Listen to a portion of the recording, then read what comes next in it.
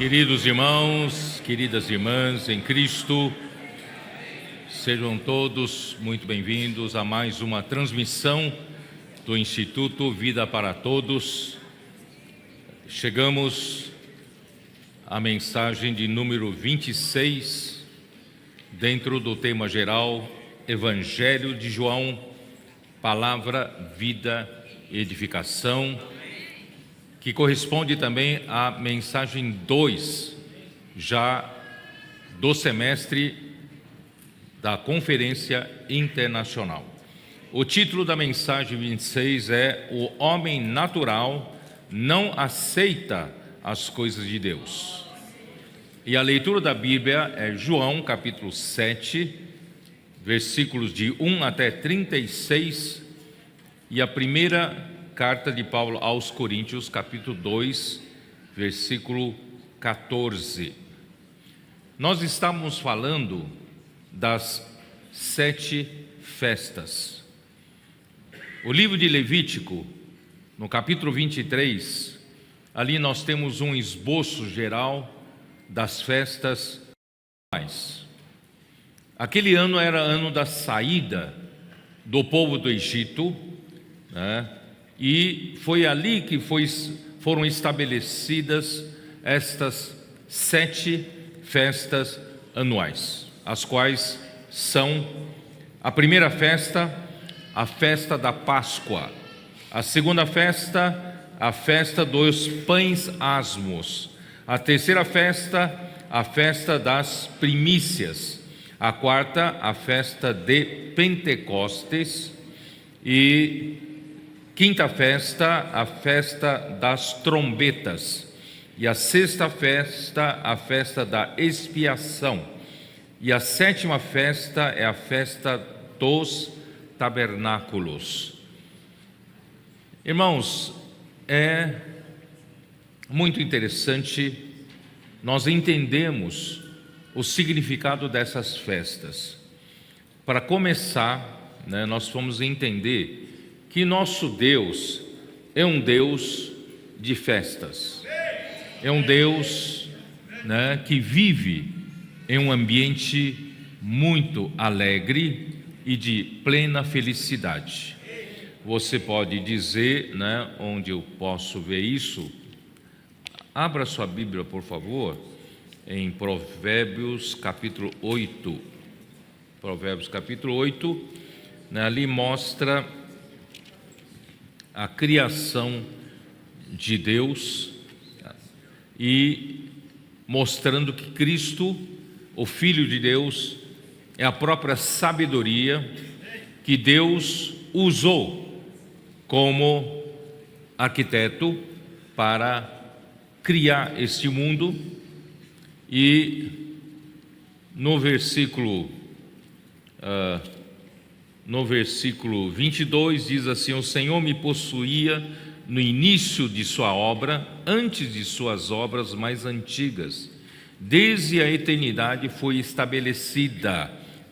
Estamos falando a respeito de a sabedoria, Desde o princípio, antes do começo da terra, antes de haver abismos, eu nasci, e antes ainda de haver fontes carregadas de águas. Quer dizer, antes de qualquer criação, o Filho de Deus, como a sabedoria, já estava. Ele estava no princípio com Deus, conforme o Evangelho de João, capítulo 1, versículo 1. Então, versículo 29 diz: quando fixava ao mar o seu limite, para que as águas não traspassem os seus limites, quando compunha os fundamentos da terra. No versículo 30, começa a falar de uma realidade maravilhosa que a gente não entende, ou não entendia sem essa revelação, como era, como vivia Deus na eternidade. Isto é, para nós, Deus, só existia Deus, então ele vivia de uma forma solitária, uma forma, infeliz, sozinho. Mas não, graças a Deus, nosso Deus é triuno. E ele, o Pai e o Filho viviam de uma maneira muito alegre, né? Aqui diz aqui no versículo 30, então eu estava com ele e era seu arquiteto. Eu aqui, o filho, né? Que a própria sabedoria era seu arquiteto. Dia após dia eu era as suas delícias, folgando perante ele em todo o tempo. Se você usar a versão da versão King James atualizada, ele vai dizer para você que o filho era o quê? Era o prazer do pai. Dia após dia, eu era o seu prazer. E eu, o filho, vivia feliz, vivia festejando, né? Folgando perante ele em todo o tempo. Essa era a vida do Deus triuno antes da criação. Vivia feliz, Deus vivia feliz a todo tempo, né? O pai com o filho. E versículo 31, regozijando-me no mundo habitável e achando as minhas delícias com os filhos dos homens. O que quer dizer isso? O versículo 31 entra um novo elemento para participar da festa divina. O pai e o filho viviam felizes um com o outro, né? O filho era o prazer do pai e o pai era a alegria do filho, era a felicidade do filho. Mas Deus quis convidar mais um elemento para participar da sua festa, e esse novo elemento, irmãos, é o homem. Tá? Achando as minhas delícias com os filhos dos homens. Portanto, queridos irmãos, Deus não nos criou para nos jogar aí ao mundo, se vira, né? Não, Ele nos criou porque Ele quer nos introduzir para a sua festa divina e quer nos introduzir depois da dispensação da plenitude dos tempos. Ele quer nos introduzir nas festas da eternidade. Para toda a eternidade nós vamos viver nessa felicidade total com Deus. Portanto, queridos irmãos, o homem não entende isso.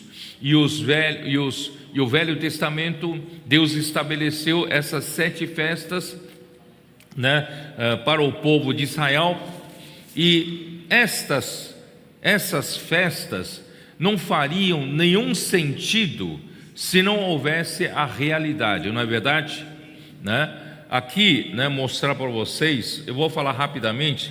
Eu queria descrever festa por festa, mas eu acho que não vou ter tempo. Mas de qualquer forma, eu acho que no próprio, né, nas próprias anotações das mensagens e depois no alimento diário, os irmãos vão acabar colocando mais ou menos o que eu coloquei aqui no esboço, tá? Então eu vou falar de uma maneira mais sucinta para nós podermos entrar na mensagem de hoje, tá? Então, irmãos, as 7 festas, sem a vinda de Cristo e realizar a obra que precisava ser realizada, as 7 festas de Israel não fazem sentido. Não fazem sentido.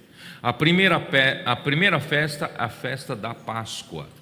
A Páscoa significa o quê? Significa que Cristo é o Cordeiro Pascal que morreu por nós para realizar a nossa eterna redenção e nos resgatou para Deus, nos resgatou do mundo, quando aquele anjo exterminador foi de casa em casa no Egito matar os primogênitos, e através da morte do Cordeiro e através do sangue que foi, né, passado nos umbrais das portas e também na verga da porta, o anjo exterminador não matou os primogênitos dos judeus, de Israel.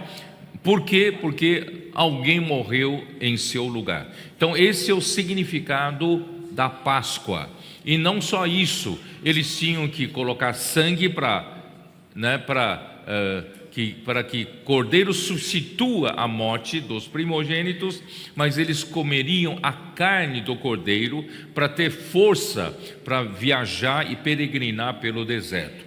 Então, a partir do dia seguinte começaria então a festa dos pães asmos. E os pães asmos significa também Cristo, né? Como esses pães asmos sem fermento, nós fomos batizados como a igreja, como membro do corpo de Cristo, para nós iniciarmos uma nova vida depois da Páscoa. Depois que Cristo morreu por nós, nos redimiu, nos resgatou do mundo, agora nós vivemos para Deus, mas vivemos uma vida sem fermento, uma vida sem maldade, fermento da maldade e fermento da malícia. Então, a nossa vida cristã, a partir de então, é uma vida de asmos, né? De sinceridade, asmos de pureza. Nós passamos a viver uma vida de honestidade, de sinceridade, de pureza diante de Deus, tá? Então, assim somos separados. Essa é a realidade das festas.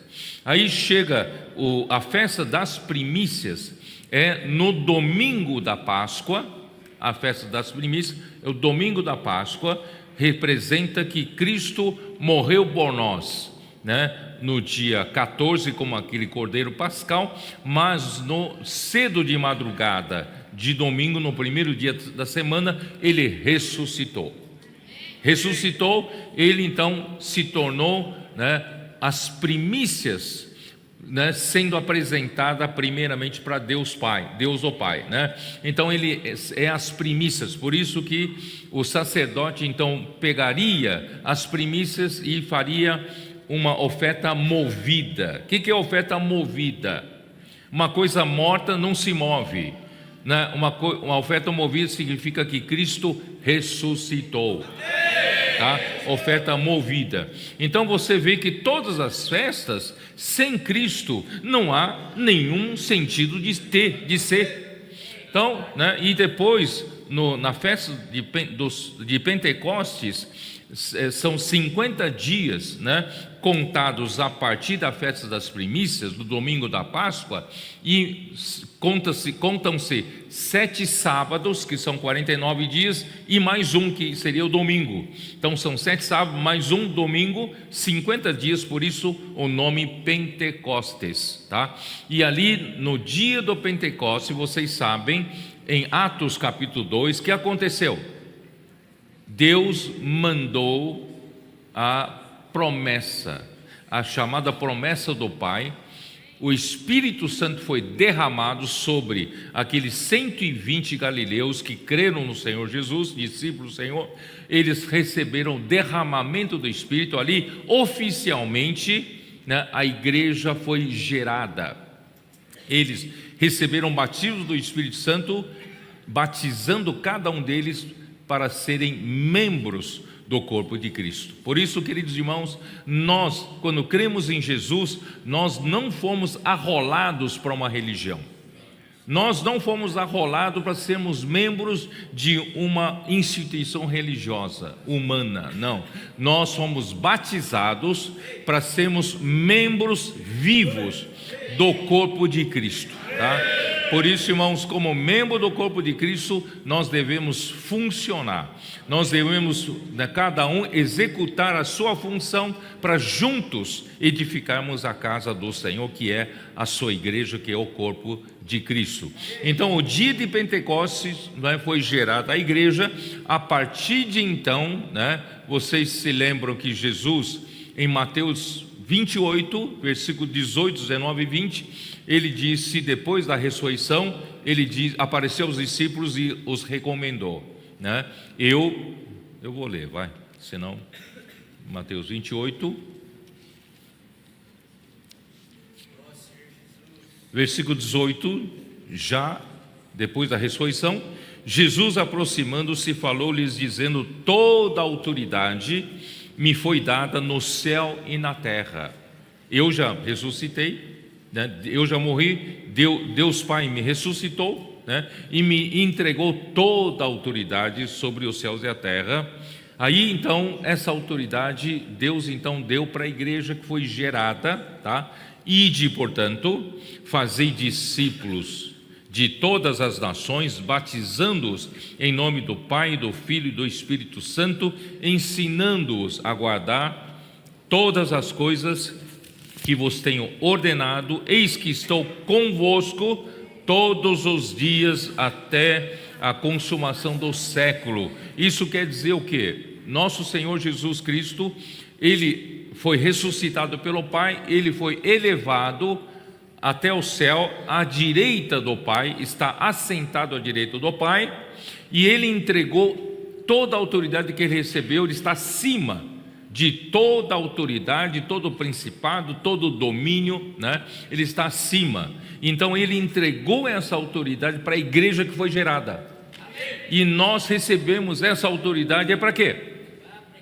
Para fazer discípulos de todas as nações, é pregar o evangelho do reino. Que é evangelho do reino? Igreja do reino, evangelho do reino é pregar o evangelho para que muitos sejam salvos e sejam discípulos do Senhor. Em outras palavras, sejam os que são governados por Cristo.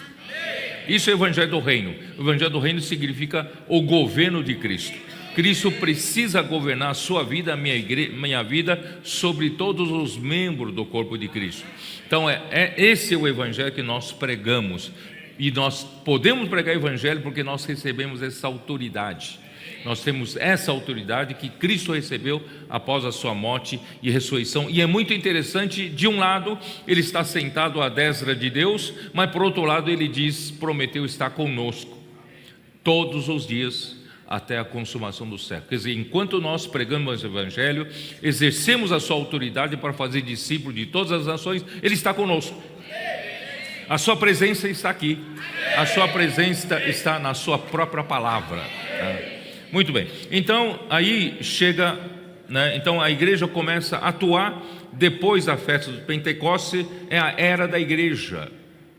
E vocês sabem que quando começa a era da igreja, interrompe-se no intervalo a atuação, a história de Israel.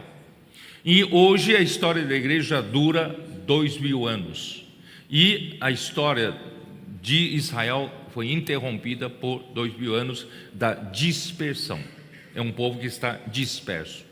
Mas quando a igreja conseguir terminar a sua missão, a sua responsabilidade, estamos já no finalzinho, irmãos, desses 2000 anos, finalzinho. Por isso, irmãos, até agora, né, o Senhor ainda não se viu concretizar tudo que a igreja tem que fazer. É por isso, irmãos, nesses últimos tempos, nós somos convocados, né, para cooperarmos com o Senhor, pregando o evangelho, edificando a igreja e trazendo o reino de Deus aqui na terra, para poder, queridos irmãos, encerrar essa era. Quando nós completarmos a vontade de Deus, o que Ele tem que fazer através da igreja, irmãos, Cristo virá. E quando Cristo voltar, primeira coisa que Ele vai fazer, né, Ele vai reunir todos os de Israel, os filhos de Israel, dispersos dos 4 cantos da terra. Aí inicia-se o que a Bíblia chama de regeneração ou restauração do povo de Israel.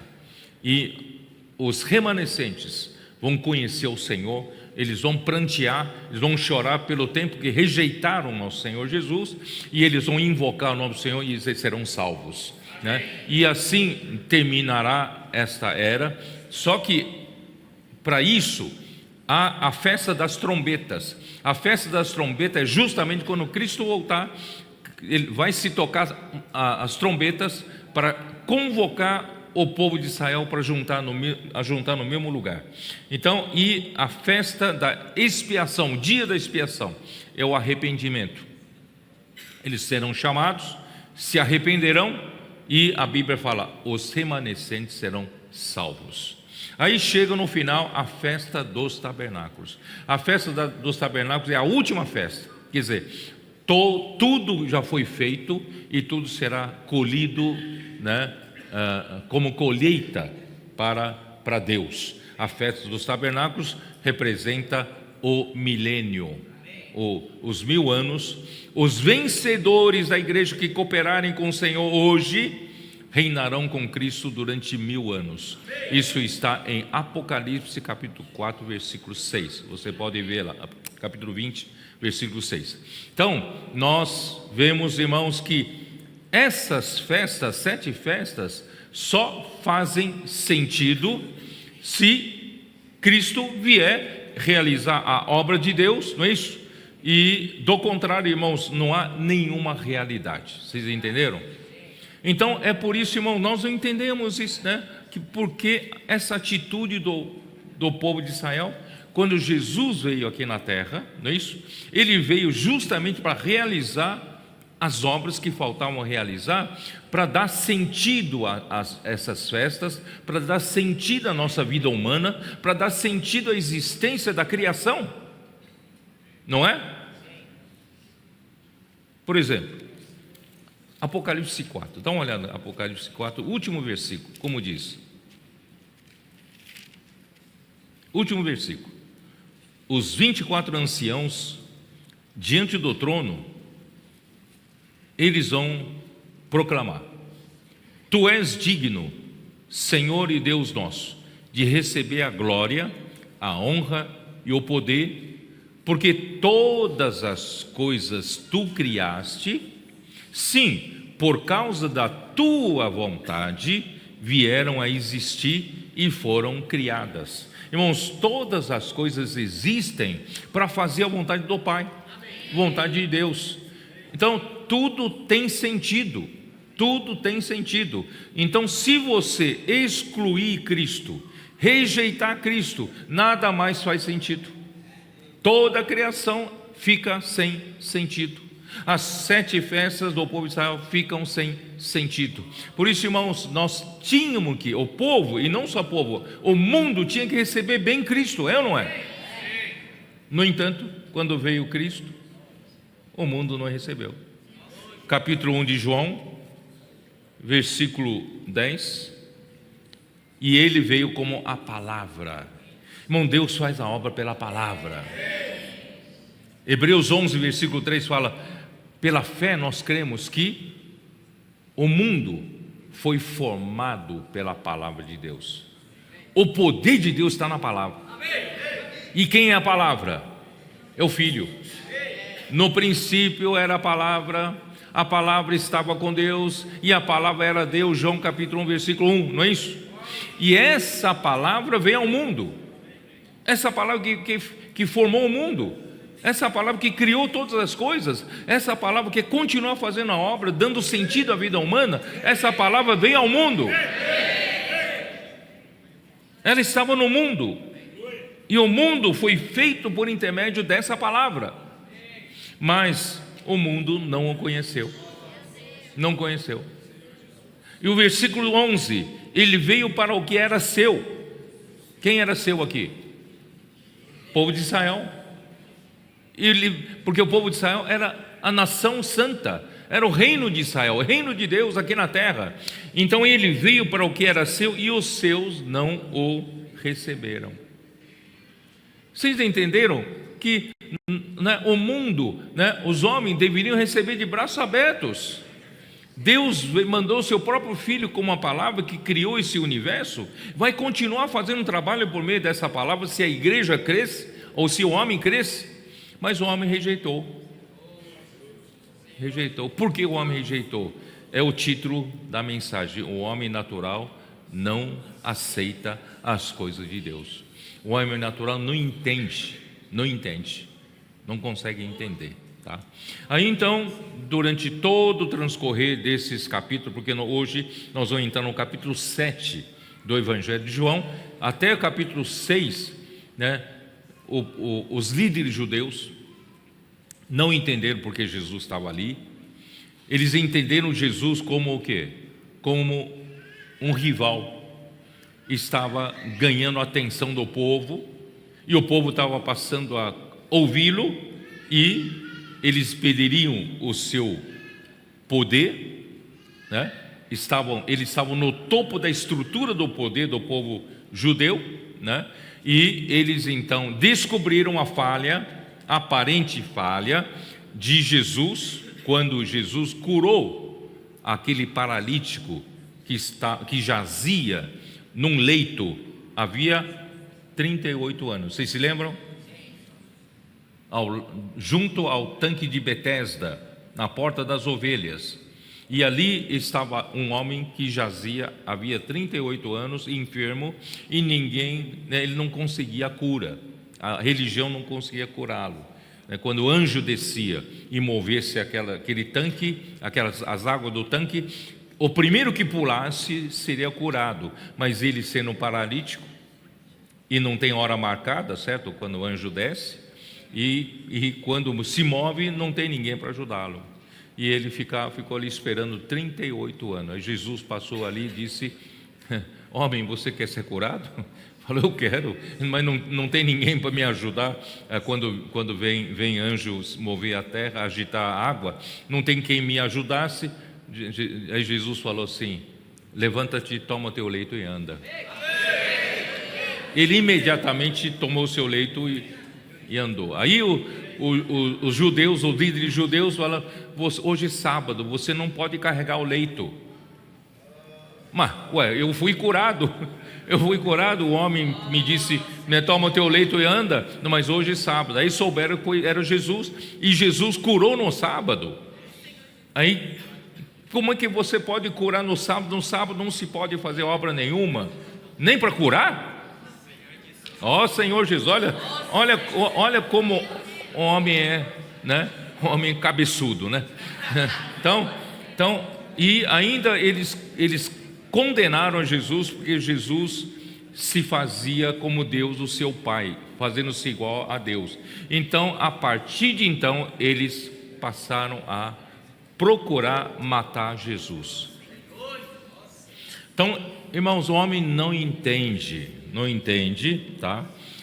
E nós falamos no capítulo 6 de João, ali havia, né, aí um segundo grupo de pessoas que estavam ali já sendo influenciados, né, pelas palavras de Jesus, queriam segui-lo, tá? Mas eles queriam segui-lo, os homens são interesseiros. Infelizmente, o homem, irmãos, depois da queda é egoísta, só pensa em si. Então eles seguiam a Jesus para ter pão, porque Jesus, ele fez um milagre e multiplicou, né, os 5 pães e 2 peixes, alimentando 5.000 homens, né? E sem contar as mulheres, crianças que estavam ali, e ainda sobraram 12 cestos cheios. Imagina só, se nós tivermos um líder entre nós que pudesse, se o nosso presidente da República do Brasil, né, pudesse nos fazer a multiplicação dos pães todos os dias, irmão, nós não precisamos nos preocupar com as contas do supermercado, né? Não precisamos mais nos preocupar em trabalhar, porque nós temos um presidente que vai nos dar, né, e vai sobrar 12 cestos todos os dias. Então eles buscaram Jesus para ter, né, a fartura dos pães. Irmão, Jesus não veio para isso. Aí eles se frustraram, não viram atendido isso. Aí vem um terceiro grupo de pessoas que realmente buscavam o Senhor, amavam o Senhor, são os discípulos dele. Mas quando Jesus começou a falar mais difícil, quando a palavra começou a ficar mais complicada, a minha carne é verdadeira comida, disse Jesus, o meu sangue é verdadeira bebida, né? Quem de mim come e bebe de mim, viverá por mim, terá vida eterna. Eles falaram: como é isso? Duro esse discurso, quem não pode, né, receber? Isso está em João capítulo 6, versículo 60. Muitos dos seus discípulos, tendo ouvido tais palavras, disseram: duro esse discurso, quem o pode ouvir? Tá? Aí, irmãos, aí Jesus disse assim: mas Jesus, sabendo por si mesmo que eles murmuravam a respeito de suas palavras, irmão, eles não conseguiram receber as palavras de Jesus da maneira como saiu, porque os conceitos humanos começaram a limitar o entendimento deles. Irmãos, essa manhã, essa mensagem é para mostrar isso. Que será, pois, se virdes o Filho do Homem subir para o lugar onde primeiro estava? Ele estava no céu.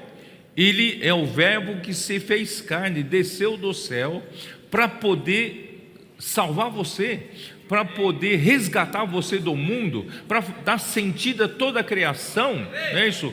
Então, que será, se você não crê nas minhas palavras, que será quando vocês me virem voltar, subir para o céu? E eu vim de lá e vou ter que subir, né? Então, aí ele fala, o Espírito é o que dá vida, a carne para nada aproveita. Não estou falando para vocês comerem essa minha carne, não. Quero fazer de vocês canibais, não, né? O Espírito é o que dá vida, a carne para nada aproveita. Mas como é que você vai comer o Espírito? As palavras que vos tenho dito são Espírito e são vida. Então, como comer a carne de Jesus, como beber o seu sangue, irmão, isso tudo é figurado, figurativamente falando. Então, como comer de Jesus? É o Espírito, tem que comer do Espírito, porque é o Espírito dá vida. Só que o Espírito é abstrato. Como você vai comer do Espírito? As palavras. As palavras que vos tenho dito são Espírito e são vida. Irmão, por isso, irmãos, a palavra é tão importante na vida da igreja. A palavra que formou esse universo. E a palavra que vai fazer a obra de Deus. E a palavra que vai dar vida para você. A palavra é que vai governar você. A palavra vai dar direção para você. E a palavra vai alimentar você. Certo? Aí então, versículo 63. Contudo, há descrentes entre vós. Ele está falando agora no terceiro grupo de pessoas que são seus discípulos. Os seus discípulos representariam hoje os crentes, os que já creram. Mas Jesus falou, há descrentes entre vós. Esses descrentes, não que eles voltaram a ser incrédulos, é que eles não conseguiram mais acompanhar a palavra de Jesus, não conseguiram mais receber a palavra de Jesus, né? E desde o princípio quais eram, Jesus sabia, né, quais eram e os que não criam. E se não criam, não é ser descrente, é não consegue crer no que Jesus fala. Porque nós, com o nosso filtro da mente humana, nós começamos a filtrar a palavra de Deus. Isso aqui não dá para entender, isso aqui não dá para aceitar, não é isso? A carne é a verdadeira comida, é bebida, né? Então, quando você duvida, você perde a revelação. A revelação é que Jesus não está falando da carne, Jesus está falando do Espírito. O Espírito que dá vida. E que é Espírito? São as palavras. As palavras que vos tenho dito são Espírito e são vida. Então, se você crê, você vai entender. Se você não crê, você já rejeita. Então você não crê. E pior ainda, quem crê, não abandona, fica no barco, aí começa a virar um traidor. Ele fica, né, Jesus sabia quem o havia de trair, tá? E prosseguindo, por causa disso, ele disse, é que vos tenho dito, ninguém poderá vir a mim, se pelo Pai não lhe for concedido. Por isso, irmãos, nós estamos trabalhando hoje na igreja de Filadélfia. Eu creio, irmãos, quem permanecer até o final serão esses que o Pai entregou para o Filho. E o Filho vai dizer, eu não perdi nenhum. Tomara que você faça parte disso. E eu quero fazer parte disso, tá? Aí versículo 66. À vista disso, muitos dos seus discípulos o abandonaram e já não andavam com ele. Infelizmente, o próprio Jesus tinha todo o poder de Deus. Irmãos, os homens não entendem, o abandonam, tá? E imaginem nós, certo? Como, né? Então perguntou Jesus aos 12: vocês também querem me abandonar? Quereis também vós outros retirar-vos? Quer dizer, que coisa, né? Sobraram só 12. Só 12. Vocês também querem Querem retirar-vos? Respondeu-lhe Simão Pedro: Senhor, para quem iremos? Tu tens as palavras da vida eterna. Irmãos, são as palavras, né? As palavras do Senhor fazem a obra. Tu tens as palavras da vida eterna. Irmão, a vida eterna nos introduz para outra dimensão, a dimensão da eternidade. Não queira, irmãos, permanecer só nessa dimensão visível. É pobre demais. Essa dimensão é limitada demais. Irmão, quantos homens ficam vivendo limitado por essa dimensão do tempo e espaço? Ele só acredita no que vê, né? Dizem sobre Santo Tomé, né? Só creio vendo, né? Então, irmãos, não sejam esses que vivam nessa dimensão limitada. Nós precisamos, irmãos, ser levados para a vida eterna, ser levados para a dimensão da eternidade, onde Deus vive. Não ficar tão limitados, irmão, pela nossa lógica, pela nosso raciocínio, né? Nossa mente é muito limitada, porque nós só cremos naquilo que vemos. Mas o mundo, existe um mundo invisível. Estou certo ou não? Tá. Paulo, em 2 Coríntios, 2 Coríntios, ele disse o quê? Ele disse no capítulo 4, no versículo 18: não atentando nós para as coisas que se veem, mas nas coisas que se não veem. Irmão, nós homens limitados, lógicos, racionais, nós só cremos naquilo que vemos. Nós nascemos, né? A nossa história é a história daquilo que nós vemos. Então nós somos muito limitados, né? E as coisas, porque as que se veem são temporais. As coisas que se veem são temporais, porque um dia isso aí passa. Mas as coisas que se não veem são eternas. São as coisas que não passam, são eternas. Então, pobre do homem, miserável do homem, vivendo só pelas coisas que se veem. E vivendo dessa maneira, é o homem natural que vive dessa maneira. E o homem natural não aceita. Dê uma olhada em 1 Coríntios 2,14. 1 Coríntios 2,14. Ora, o homem natural, o que é o homem natural? Natural aqui é anímico, o homem que vive pela sua alma, sua mente, emoção e vontade. E, evidentemente, aqui o homem caído, né?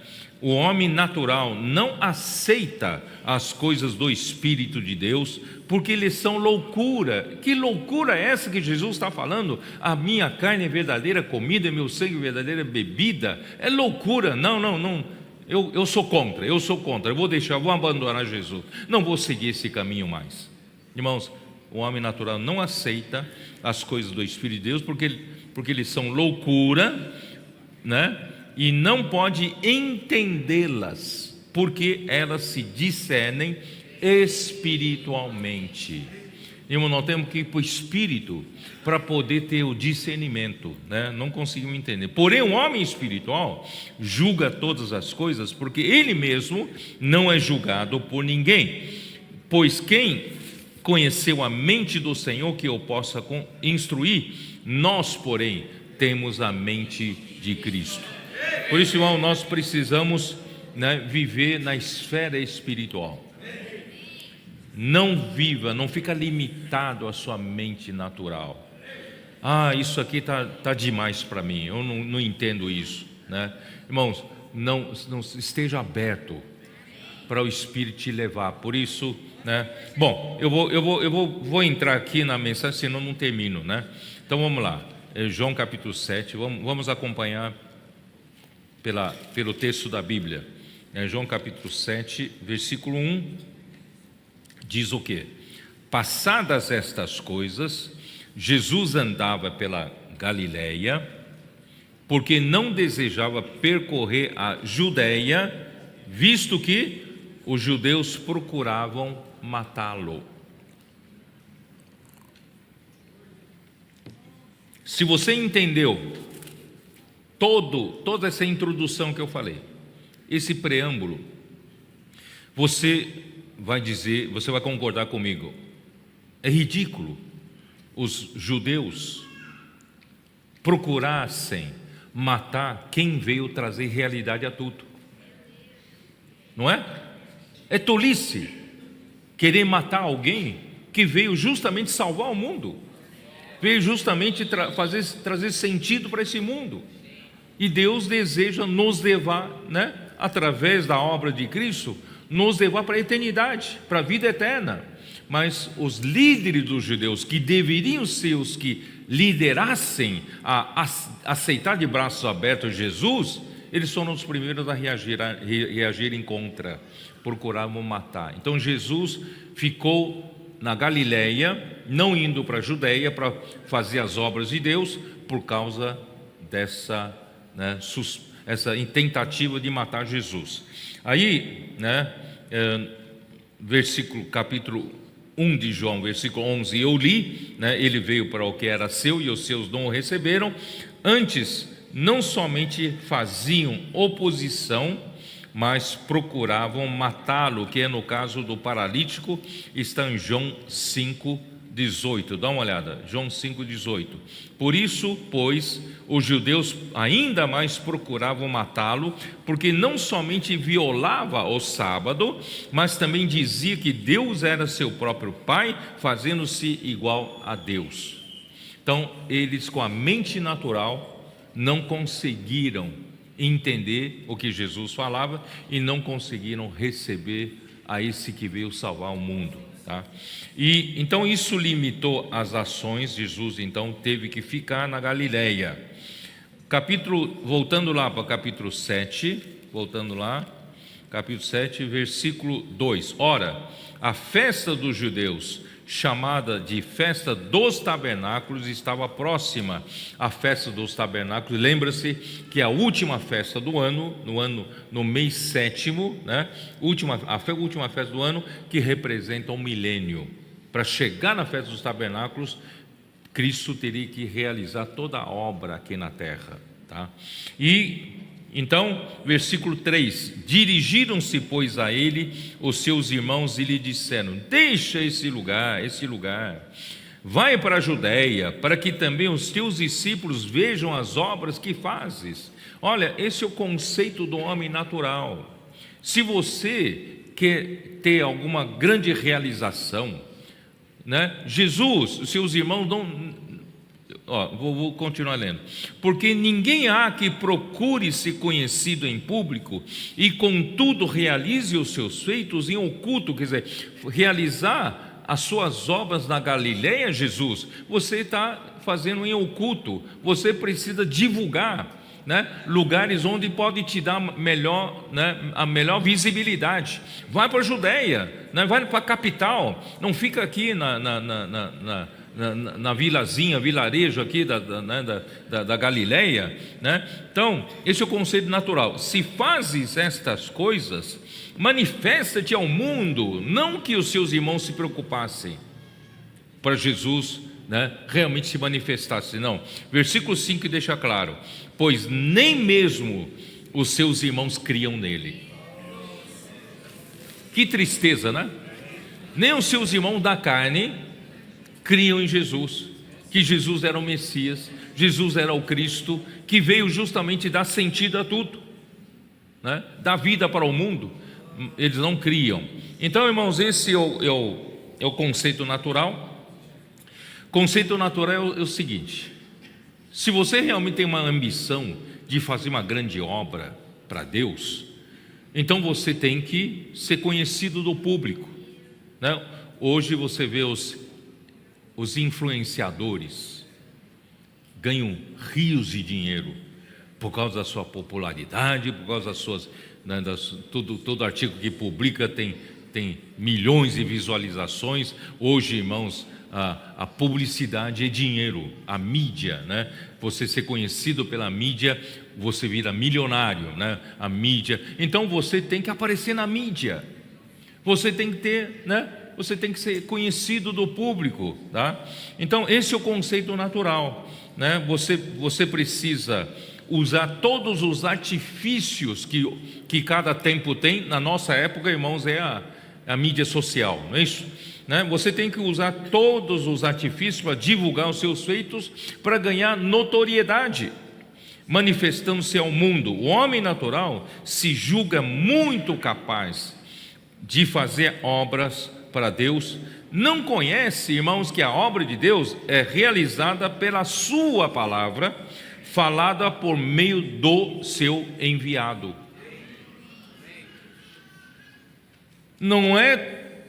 Não é com artifício da mídia, não é com artifício de buscar notoriedade e fama pelos meios humanos, mas é pela palavra de Deus falada pelo seu enviado, é que a obra de Deus se realiza. Não é pelo método natural, sabe? Então o mundo, aí versículos 7 diz assim: não pode o mundo odiar-vos. Não, peraí, eu já pulei aqui, né? Versículo 6: Disse-lhes, pois, Jesus: o meu tempo ainda não chegou, mas o vosso sempre está presente. Disse aos seus irmãos, né? Subi, é isso, né? Peraí, 7, né? Não pode, não, peraí, é isso, né? Não pode o mundo odiar-vos, mas a mim me odeia, porque eu dou testemunho a seu respeito de que as suas obras são más. Irmãos, o mundo,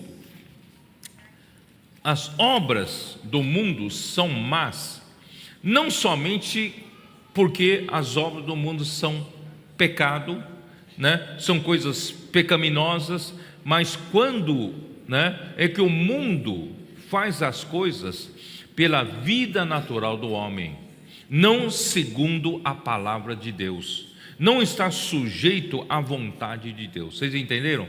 Uma obra má não necessariamente seja uma obra ruim, no sentido de obra pecaminosa, obra, né, feia, suja. Não, quando você não segue a direção do Espírito, que o mundo vive assim, o que pode surgir das suas obras, né? A sua obra só pode ser má. Vocês entenderam o conceito de obra má? Então, o homem natural não está sujeito à vontade de Deus. Por isso, irmãos, Jesus teve que falar para o Nicodemos, aquele que no padrão humano, Nicodemos era alguém que estava no topo de quem vive na esfera da limitação do homem natural. Nicodemos era um mestre. Nicodemos tinha muito respeito do povo. Nicodemos era um homem culto. Nicodemos era um homem que conhecia as Escrituras.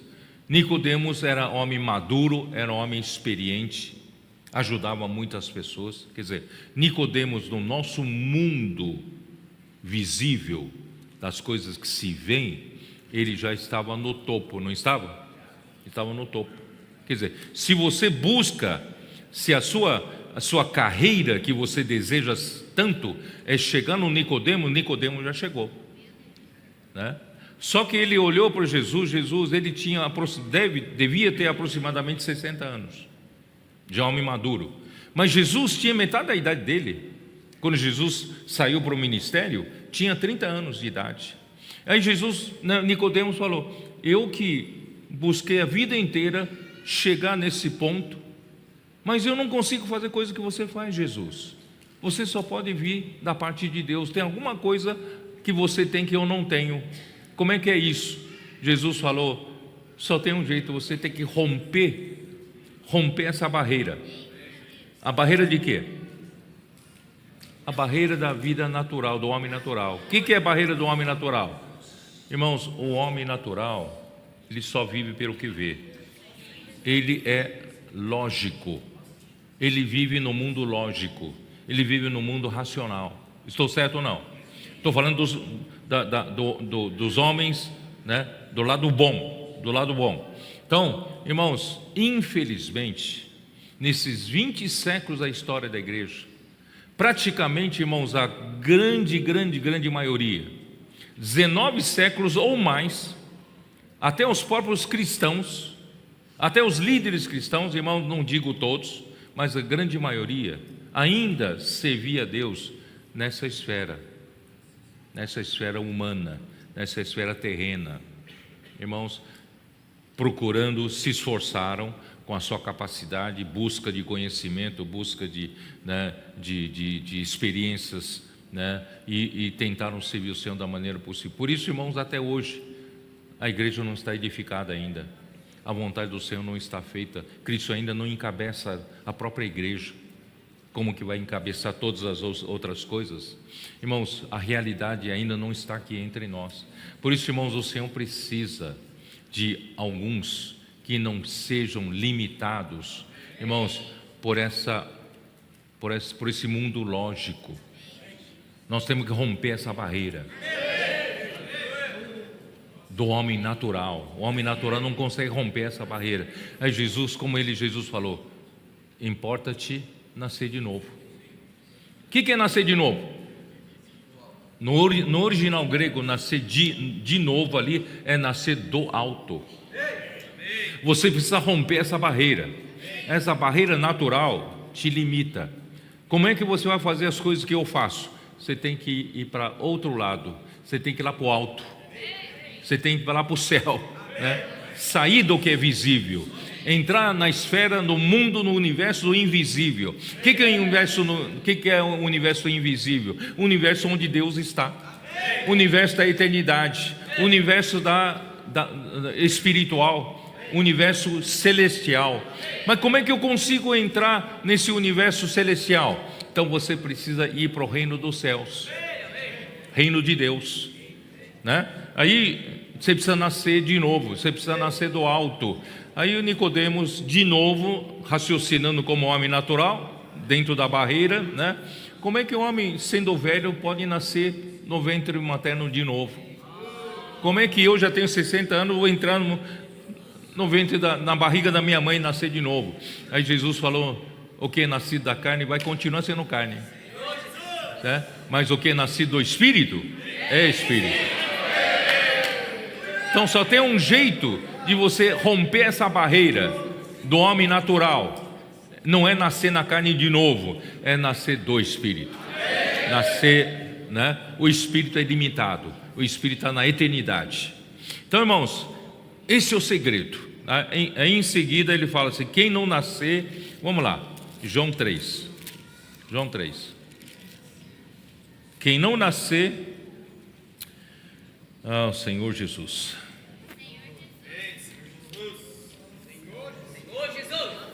Versículo 5: respondeu Jesus: em verdade te digo, quem não nascer da água e do Espírito não pode entrar no reino de Deus. Como é que eu vou romper essa barreira do homem natural? Irmão, precisa nascer nascer do outro reino. Esse outro reino é o reino de Deus. No reino de Deus, irmão, não tem essa limitação mais, essa barreira, né, de coisas limitadas. Nós podemos ir para a eternidade, tá? Então, irmãos, então tem que nascer de novo, né? Versículo 7: não te admires de eu te dizer, importa-vos nascer de novo, nascer do alto. Aí então Jesus fala uma coisa, né? O vento sopra onde quer, ouves a sua voz, mas não sabes de onde vem, nem para onde vai. Assim é todo o que é nascido do Espírito.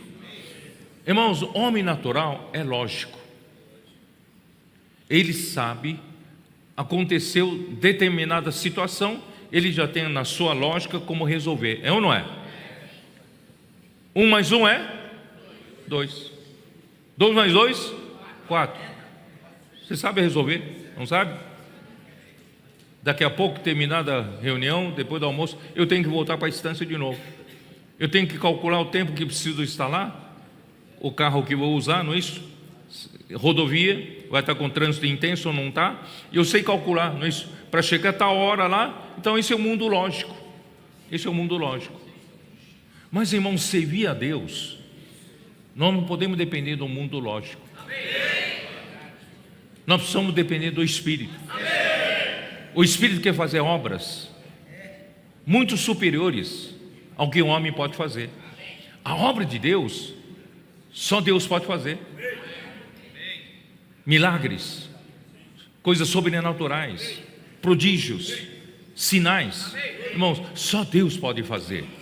Então, se você continua usando a vida natural, do homem natural, para fazer a obra de Deus, você não vai fazer essas coisas não. Você vai continuar fazendo o feijão com arroz, o tradicional, o racional, não é isso? O que no 19 século muitos líderes cristãos fizeram. Irmão, Deus precisa de homens que cooperem com Ele e dê liberdade para o Espírito fazer. Se Deus fizer alguma coisa fora da sua lógica, você acompanharia? Logo então surgem os que abandonam o Senhor. Eu não consigo mais seguir essa palavra profética não. Não está demais.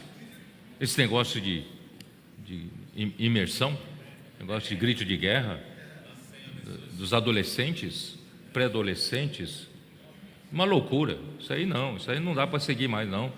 Não, eu vou pular fora. Irmãos, esse é um homem natural. O Espírito não tem liberdade. O Espírito sopra onde quer. Você não sabe de onde vem, você não sabe para onde vai. Se você soubesse de onde vem, para onde vai, você sabe que está dentro da lógica, dentro da física clássica, né? Mas, irmãos, o Espírito não segue a física clássica. O Espírito segue o Espírito. O Espírito segue Deus. Por isso, irmãos, a palavra profética não segue a lógica humana. A palavra profética segue o Espírito e faz obras sobrenaturais.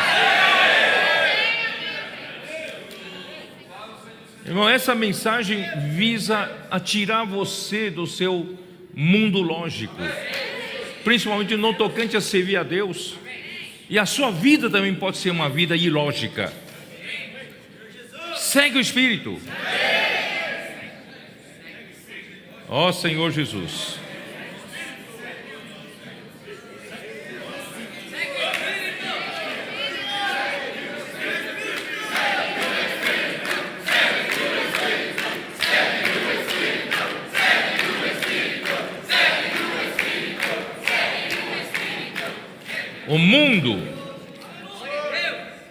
O mundo odeia Jesus, porque quando você começa a perceber em seguir o Espírito e não seguir a sua mente natural, as suas obras religiosas do passado, você vai ver que essas obras fazem a vontade de Deus. Então, irmãos, quem segue ao Espírito, quem segue a Jesus, descobrem que as obras do mundo são más. Por que descobrem as obras do mundo são más? Porque não realizam a vontade de Deus. Não só porque são pecaminosas, porque não seguem a vontade de Deus. Então, o Espírito, o caminho do Espírito, expõe o mundo. Por isso que o mundo odeia. O mundo não odeia você quando você é um cristão bonzinho, certo? Mas ainda um bonzinho natural. Faz as coisas de acordo com o mundo natural. O mundo não odeia você. Mas quando você faz as coisas segundo o Espírito, o mundo odeia você, porque você realiza a vontade de Deus. Irmãos, não agrade ao mundo. Vamos seguir o Espírito. Porque o que o que o homem espiritual faz, o que a igreja hoje está fazendo, irmãos, já faz o mundo nos odiar. Por isso, irmãos, nós temos tantas pessoas, né? Inimigo levanta tantas situações malignas, porque o mundo nos odeia, porque estão realizando a obra de Deus e o seu fim está próximo. Satanás sabe que o seu fim está próximo, então ele levanta todas as situações para colocar dúvida na sua cabeça, que você ser também um desses que vai criar resistência ao que o Espírito está fazendo. Irmãos, graças ao Senhor, através da palavra, eu vejo que cada vez mais nós temos pessoas já mais espirituais, pessoas que estão fazendo distinção, né, sobre as obras do mundo e as obras do Espírito, graças a Deus. Então, irmãos, as obras, Deus então enviou ao mundo, versículo, né, falando das obras más, eu vou mostrar para vocês João 3,16, porque Deus amou ao mundo de tal maneira que deu seu Filho unigênito, para que todo o que nele crê não pereça, mas tenha a vida eterna. Irmão, Deus quer nos dar a vida eterna. Essa vida eterna nos dá capacidade de viver na esfera da eternidade, não ficar no mundo lógico, no mundo do homem natural, tá? Então é uma salvação para nós, porquanto Deus enviou seu Filho ao mundo, não para que julgasse ao mundo, para que o mundo fosse salvo por ele. Deus quer salvar o mundo. Quem nele crê não é julgado. O que não crê já está julgado, porquanto não crê no nome do unigênito Filho de Deus. Quem não crê no Filho de Deus, no unigênito Filho de Deus, irmãos, não será salvo, pelo contrário, já está julgado. E o julgamento é esse. Qual é o julgamento? É que a luz veio ao mundo e os homens amaram mais as trevas do que a luz, porque as suas obras eram más. A palavra de Deus traz luz, e alguns não conseguem seguir a luz. É demais para mim seguir dessa forma, é loucura para mim. Então eu já defini, eu não vou seguir. Aí quando, né? Então quando vem a luz, eu fujo.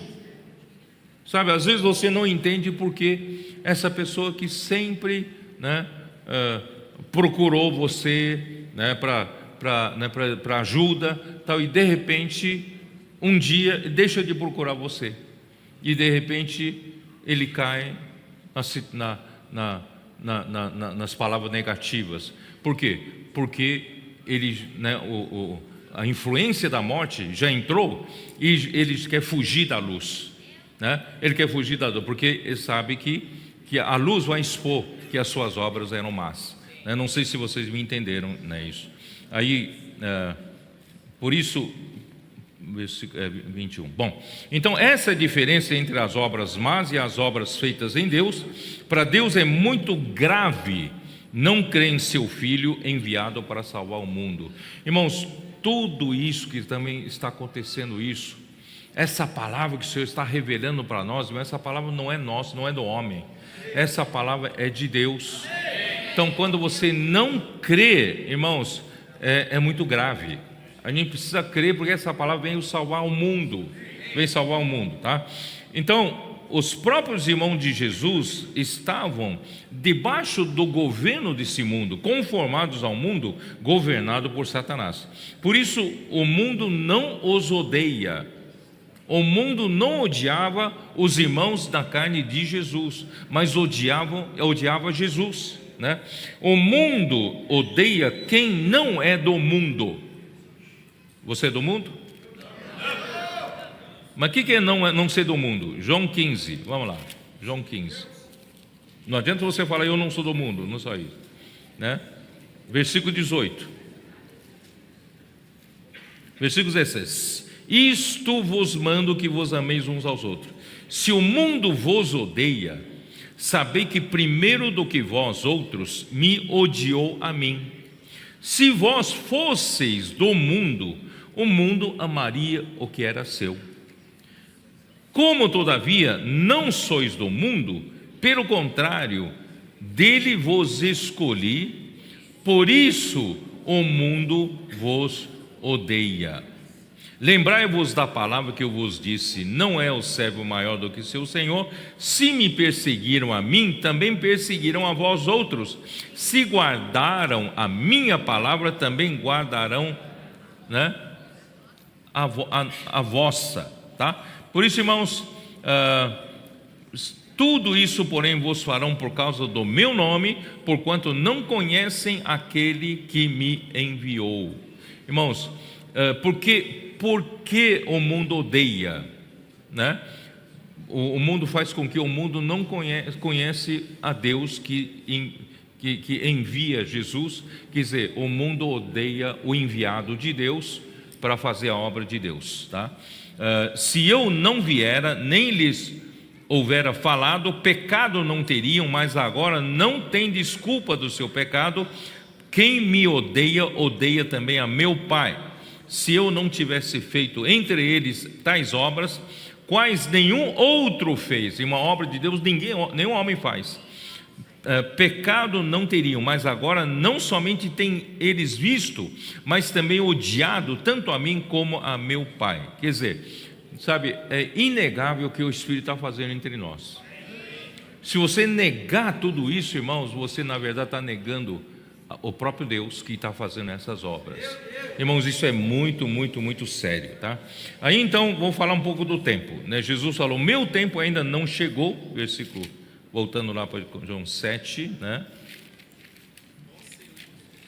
Senhor Jesus, né? Versículo 6 diz assim: o meu tempo ainda não chegou, mas o vosso sempre está presente, né? Aí no versículo 8: subi vós outros à festa, eu por enquanto não subo, porque o meu tempo ainda não está cumprido, tá? Disse-lhe Jesus essas coisas e continuou na Galileia. Irmãos, o tempo, né, o homem natural é governado pela sua própria mente, pelo seu próprio raciocínio, pela sua própria lógica. Olha, se eu quero fazer a minha obra aparecer, eu tenho que ir para Jerusalém.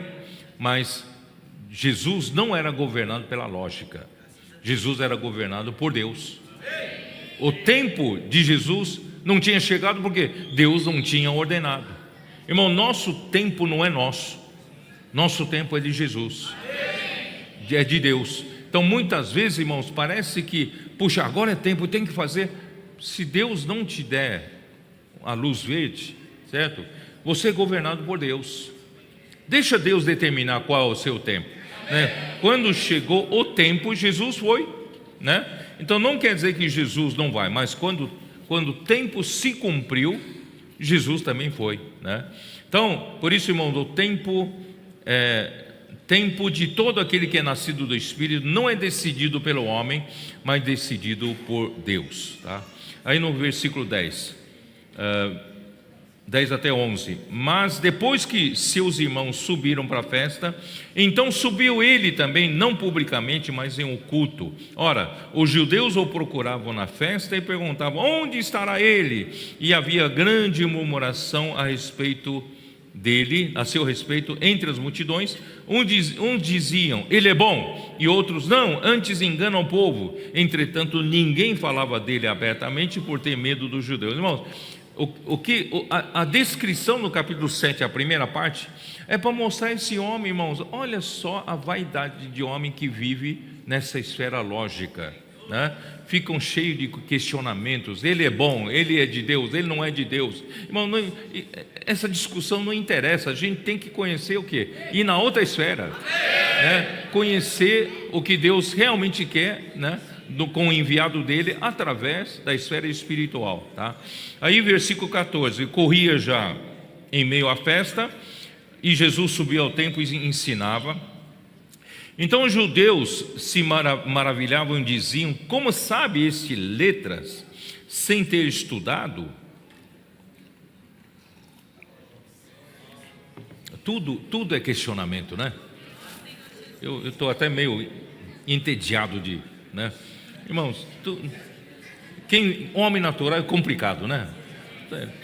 Tudo é problema, tudo se questiona, tudo critica, tudo não está bom, sabe?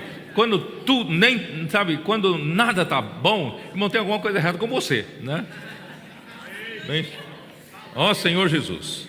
Aí respondeu-lhe Jesus: o meu ensino não é meu, e sim daquele que me enviou. Jesus não fala por si. Irmãos, muita gente pensa: a palavra profética é a palavra de Pedro, sabe? É mentira. Eu não tenho capacidade de falar essa palavra. A palavra tem que vir de Deus. Se a palavra não vier de Deus, irmãos, a palavra não funciona. Como prova que é a palavra de Deus? É quando Deus confirma, né? Deus faz realizar, as coisas começam a acontecer, começa a suceder conforme a palavra. Então, irmãos, o meu ensino não é meu, porque se fosse meu, não realizava a obra de Deus, né? Então não é pela minha cultura, se eu estudei, se não estudei, né? O que os judeus estavam questionando. Se alguém quiser fazer a vontade dele, você quer fazer a vontade de Deus? Então, se você quer fazer, então você conhecerá a respeito da doutrina, quer dizer, conhecerá a respeito do ensino, né? Se essa doutrina é de Deus ou se eu falo por mim mesmo. Irmão, você tem que discernir. O enviado de Deus está falando por ele mesmo ou está falando a palavra de Deus? Como é que você define, como você discerne, né, se o enviado de Deus está falando sua própria palavra, né? E quando o enviado de Deus está falando a palavra de Deus, se a palavra de Deus, se for a palavra de Deus, ela se confirma, ela é realizada com sinais, prodígios e milagres. Irmão, nesses últimos 6 anos, eu falo 4, 5 anos, na verdade já passaram mais de quase 7 anos, né? Quase 7 anos, irmão, desde 2017, né? 6 anos pelo menos. Irmãos, o Senhor tem confirmado essa palavra. Milagres e mais milagres têm acontecido no nosso meio. É ou não é? Ó Senhor Jesus. E aí versículo 18: quem fala por si mesmo está procurando a sua própria glória, mas o que procura a glória de quem o enviou, esse é verdadeiro e nele não há injustiça. Não, irmão, muitos que falam e querem seguidores, e querem popularidade, querem ter plateia para ouvir o seu discurso, é porque procura a sua própria glória. Quem procura a sua própria glória, irmãos, ele não é verdadeiro. E quem é verdadeiro é aquele que procura a glória daquele que o enviou, não é? Esse é verdadeiro e nele não há injustiça. Não vos deu Moisés a lei, contudo ninguém dentre vós a observa. Vocês parecem ser tão legalistas, me condenam, querem me matar porque violei o sábado, certo? E vocês não observam a lei, vocês não guardam a lei. Por que vocês não condenam vocês mesmos, né? Por que procurais matar-me? Respondeu a multidão: tens demônio? Quem é que procura matar-te? Né? Replicou-lhe Jesus: um só feito eu realizei e todos vós admirais. Ainda negam que querem matar Jesus. Eles procuraram matar Jesus, agora negam que querem matar Jesus. Aí Jesus: tá bom, então vou citar só um feito. Qual foi o feito? Eu curei um paralítico e vocês procuram matar-me.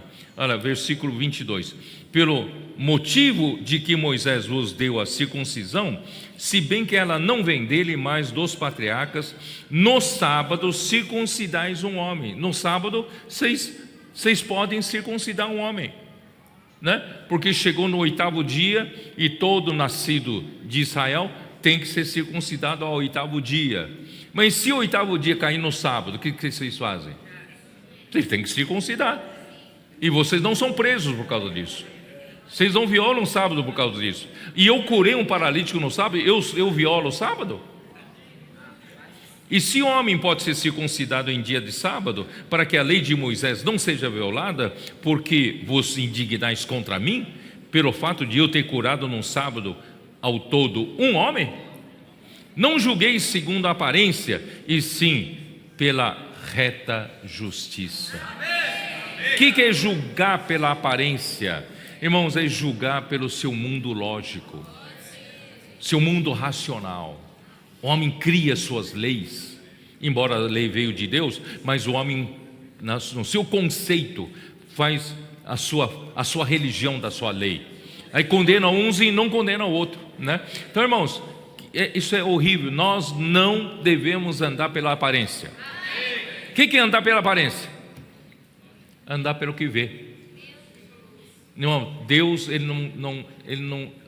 não vê a aparência, Ele vê o coração. Ele vê a realidade do coração. Ele não olha pelo mundo lógico. Vocês entenderam? Irmão, nós precisamos mudar nosso conceito também, né? Então vou ler aqui.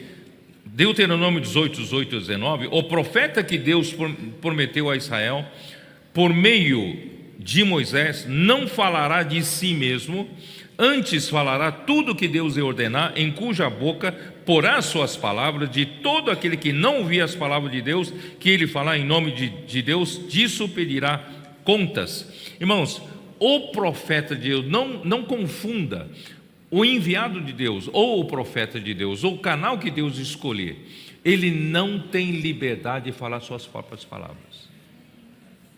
Tem pessoas que falam, quando nós falamos da palavra profética, irmão, está se referindo à minha palavra. Não, a palavra profética é de Deus. Então, se você não aceita a palavra profética que é de Deus, você não está aceitando Deus. Não é um homem, você não está recusando o homem, está recusando o próprio Deus, tá? Então, a obra de Deus, irmãos, João capítulo 6, versículo 29, diz assim: respondeu-lhe Jesus: a obra de Deus é esta, que creiais naquele que por ele foi enviado. Irmãos, é crer, né? Crer no Senhor Jesus. E João 14, versículo 10, dê uma olhada. 14, versículo 10. Como diz? Não crês que eu estou no Pai e que o Pai está em mim? As palavras que eu vos digo, não as digo por mim mesmo, mas o Pai que permanece em mim faz as suas obras. Irmãos, Jesus, que é Jesus, Ele é o próprio verbo de Deus, a própria palavra de Deus.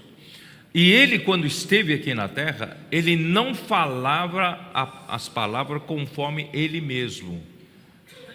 Era o Pai que permanecia nele, é que falava. E essa palavra que o Pai falava nele, realizava a obra de Deus. Está claro ou não está claro aqui? Por isso, irmãos, é o que o Senhor quer, que a igreja restaure essa visão, esse caminho. Irmãos, só assim nós vamos trazer o Senhor de volta. Se nós estivermos confusos a isso, por isso que o inimigo quer confundir, cheio de ataques, perseguições, mentiras, irmão, quer confundir a sua cabeça. Irmãos, é a palavra de Deus é que faz a obra de Deus, tá? Ó Senhor Jesus, por isso nós não devemos andar pelas coisas que se veem, mas pelas coisas que se não veem. Vamos lá, vamos voltar lá para João 7 para eu poder terminar, né? Ó Senhor Jesus, já sempre assim, estou sempre longe de terminar. Vamos lá. Ó Senhor Jesus, vamos lá, onde estou?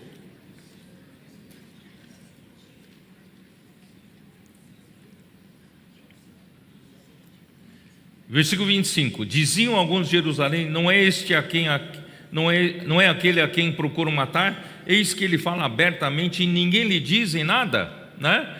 E porventura reconhecem verdadeiramente as autoridades que esse é de fato o Cristo. Quer dizer, as autoridades entre o povo judeu não está deixando ele falar livremente na praça. Eles não queriam matar, eles não queriam prender, por que estão deixando ele falar publicamente? Jesus, pois, enquanto ensinava no templo, clamou dizendo: vós não somente me me conheceis, mas também sabeis de onde eu sou. E não vim porque eu de mim mesmo o quisesse, mas aquele que me enviou é verdadeiro, aquele a quem vós não conheceis, né? E eu o conheço porque venho da parte dele e fui por ele enviado. Jesus não veio de moto próprio, Jesus não veio de vontade própria, Jesus veio em obediência ao Pai. O Pai o enviou e o Pai quis assim. Irmãos, assim é o homem de Deus, o homem enviado por Deus. Irmãos, ele não tem liberdade própria, ele tem que fazer aquilo que o Pai quer, o que Deus quer, tá? Então, irmãos, versículo 30: então procuravam prendê-lo, mas ninguém lhe pôs a mão, porque ainda não era chegada a sua hora. E contudo muitos de entre a multidão creram nele e diziam: quando vier o Cristo, fará porventura maiores sinais do que este homem tem feito? Os fariseus, ouvindo a multidão murmurar estas coisas a respeito dele, juntamente com os principais sacerdotes, enviaram guardas para o prender. Então, quem mandou guardas para prender Jesus? Quem são os autores? Os fariseus e os principais sacerdotes, a liderança do povo. Disse-lhe Jesus: ainda por um pouco de tempo estou convosco, e depois irei para junto daquele que me enviou. Haveis de procurar-me e não me achareis. Também aonde eu estou, vós não podeis ir. Isso é um enigma. Onde Jesus estava, eles não podem ir. Se Jesus estava fisicamente naquele lugar, como é que ele disse que os outros não podiam ir? Onde Jesus estava? Em João 14 nos revela onde Jesus estava. Onde Jesus estava? Versículo 3: e quando eu for e preparar-vos lugar, voltarei e vos receberei para mim mesmo, para que onde eu estou estejais vós também. Onde Jesus estava, tá? Aí no versículo 6, respondeu-lhe Jesus: eu sou o caminho e a verdade e a vida, ninguém vem ao Pai senão por mim. Eu sou o caminho. Quer dizer, onde eu estou que outros não podiam estar? Jesus estava no Pai a todo tempo. Mas Jesus precisava realizar a obra da morte e de ressurreição para poder receber os discípulos para onde ele estava, para o Pai. Ele é o caminho que abriu pela sua morte e ressurreição para introduzir os que creem nele para dentro do Pai, né? Então, irmãos, aí no versículo 10, não crês que estou no Pai e que o Pai está em mim? Versículo 11, crede-me que estou no Pai e o Pai em mim, crede ao menos por causa das mesmas obras. Irmãos, Jesus já estava no Pai, a sua morte e ressurreição então introduziu os que creem nele também no Pai.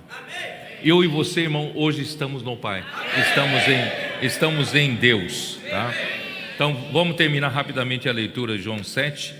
Ali diz assim, versículo 35: disseram, pois, os judeus uns aos outros: para onde irá este que não o possamos achar? Irá porventura para dispersão entre os gregos, com o fim de os ensinar? De novo essa complicação da mente, né?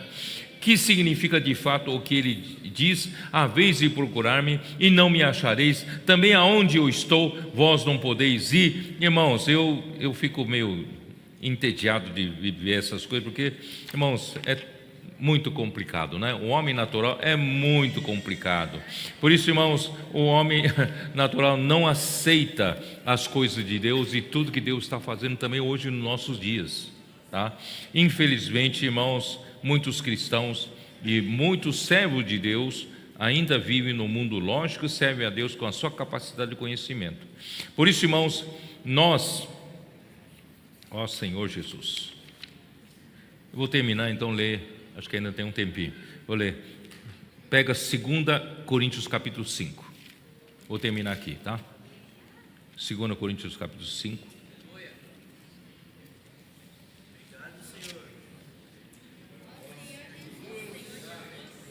nós nascemos, a nossa criação não é terrena, não sei se vocês sabem. A criação do homem foi feita como? Quando Deus soprou o seu fôlego de vida, né? Naquele barro que Deus fez do barro um corpo do homem ainda inerte. E o sopro que veio do Deus eterno entrou naquele boneco de barro e deu vida para aquele boneco e se fez homem. E esse sopro de Deus se tornou o espírito do homem. Irmão, por isso que o nosso espírito, sabe que você tem um espírito? Esse seu espírito veio do sopro de Deus. O seu espírito, irmão, não foi criado do mundo terreno. O seu espírito foi criado do mundo eterno. Veio do mundo eterno. E como consequência, o homem se tornou uma alma vivente. Então a nossa alma também é eterna, não morre. Nós temos o espírito e a alma. Aí, irmãos, só que nós todos nascemos no corpo. E o corpo foi dado, esse corpo aqui, ó. Esse corpo aqui foi dado, irmãos, para a gente poder viver aqui na terra. Sem corpo não dá para viver aqui na terra. Nós não podemos ser espírito solto por aí, não é isso? Né? Nós temos que ter corpo. Então Deus nos deu um corpo para poder viver aqui. Só que nós somos formados, nós temos espírito, nós temos a alma que não pertence a esse mundo limitado, mas estamos limitados dentro do corpo. Vocês estão entendendo o que eu quero dizer? Esse é o nosso problema. A gente então nasceu nesse corpo, a gente conheceu o mundo desse jeito, né? O mundo visível. Então isso também nos limita. Nós achamos que o mundo é isso, tá? Mas nós viemos lá do eterno, né? Deus eterno é que nos criou, tá? Então você nasceu nesse corpo. Esse corpo, você sabia que você está numa habitação temporária? Isso aqui é habitação temporária. E você não paga aluguel, né? Você devia pagar aluguel para Deus, tá? Ainda mais se você nasceu mais bonito, tem que pagar mais para Deus, porque por causa, né? Então, irmãos, isso aqui é habitação temporária. Então, 2 Coríntios 5, versículo 1, tá? 2 Coríntios, versículo 1 diz assim: sabemos que se a nossa casa terrestre deste tabernáculo se desfizer. O que é essa casa terrestre ou casa terrena desse tabernáculo se desfizer? Ele está se referindo a esse corpo. Esse corpo foi chamado por Paulo de uma casa terrestre e deste tabernáculo. Ele vai, né? Essa casa vai se desfazer um dia. Não dá para evitar, irmãos. As nossas células vão envelhecendo, né? A idade vem, a gente vai, né? Começam a vir as rugas, né? E a gente vai, é a idade. E isso está se desfazendo, certo? Então nós temos essa coisa e nós nascemos, né, vendo o mundo por meio desse corpo. Por isso, irmão, não deixe isso te limitar. O mundo não é só o que você vê.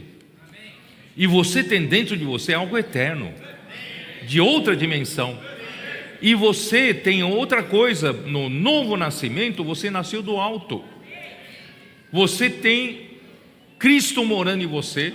Você tem o Espírito de Deus morando em você, que é eterno. E Cristo, no último versículo de João capítulo 1, Ele é a escada que fez a ligação das coisas terrenas com coisas celestiais. Você não precisa se limitar vivendo aqui embaixo. Jesus falou, né? Vós sois cá de baixo. Eu cá de baixo não sou, eu sou lá de cima. E Ele deixou a escada para nós. Você quer continuar vivendo cá embaixo? Ou você quer subir por essa escada e viver lá em cima? Então, irmãos, vamos, através do Espírito que nós ganhamos no novo nascimento, no nascimento do alto, vamos aprender a viver no Espírito, tá? Ó Senhor Jesus.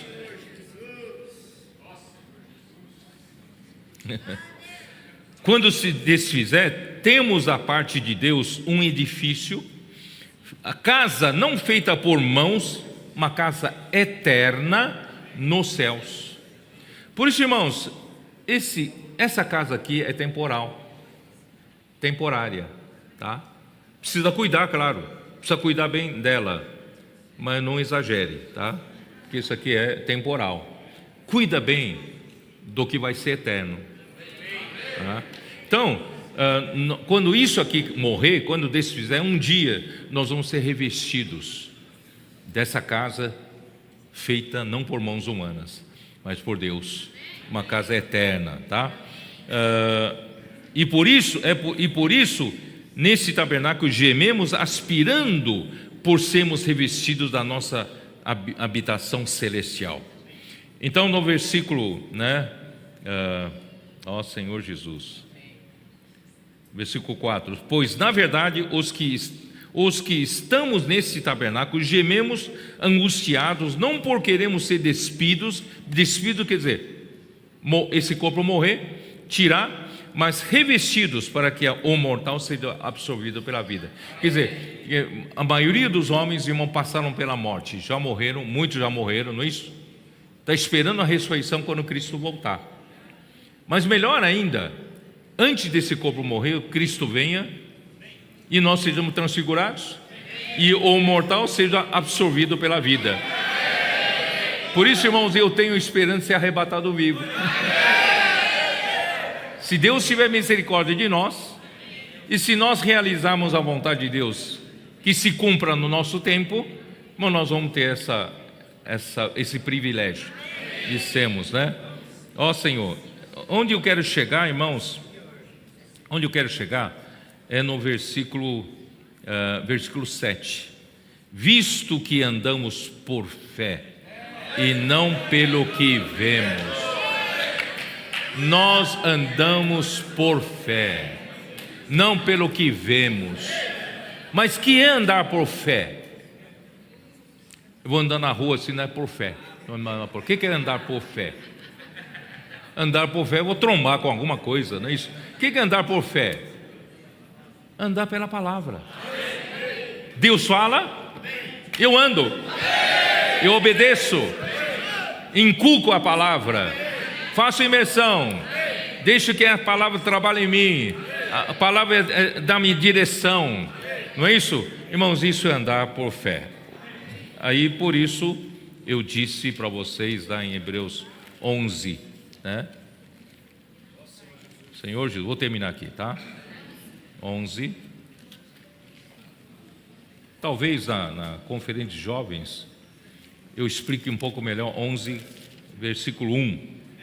Hoje falei um pouquinho, dei um pouco de como é que é?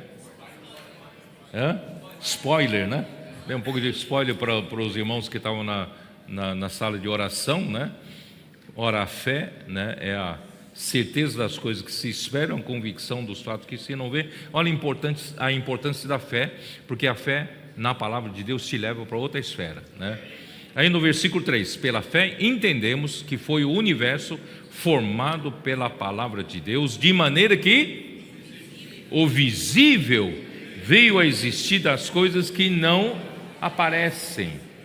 Então a realidade está nas coisas que não se veem, não visíveis, porque o visível veio das coisas invisíveis. Deus está nas coisas invisíveis e Deus criou as coisas visíveis. E só que você, quando se deu conta por meio desse corpo, você nasceu, você cresceu pelo visível.